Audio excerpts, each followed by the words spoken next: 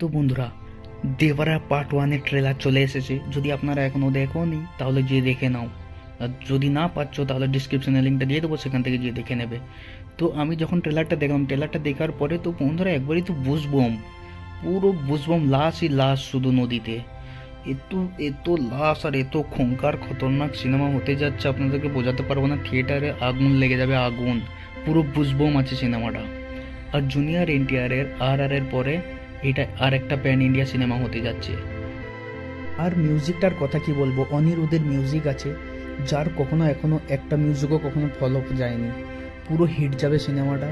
Music তার আর একটা role নেভাবে।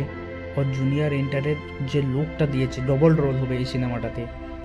আর ভাই সাহেব, সমুদ্রের নিচে যখন জুনিয়র এনটিআর শার্কের পিঠের ওপরে যখন বসে যাচ্ছে, ওই সিনটা বন্ধু একদম দেখার পরে, সেটা স্ক্রিনের মধ্যে আপনারা সবাই দেখতেই পাচ্ছেন। তারপর সমুদ্রের নিচে কঙ্কালও দেখতে পাওয়া যাচ্ছে, যেটা অনেক দিন ধরে হয়তো কোনো খারাপই হয়েছে, বা লাশগুলোকে নিচে সমুদ্রের নিচে বেঁধে রেখেছিল, তো সেই কঙ্কালগুলোও দেখা যাচ্ছে। তো এই সিনেমাটা পুরো না দেখলে বুঝতে পারবেন না যে কাহিনীটা কি। আর এই সিনেমাটা আসছে 27 সেপ্টেম্বর। তো আর 2-3 দিনই দেরি আছে বাস, আর বেশি নাই। তো আপনারা সবাই যাবেন, দেখে আসবেন থিয়েটারে, আর কমেন্ট বক্সে এসে বলবেন যে কীরকম লেগেছে সিনেমাটা।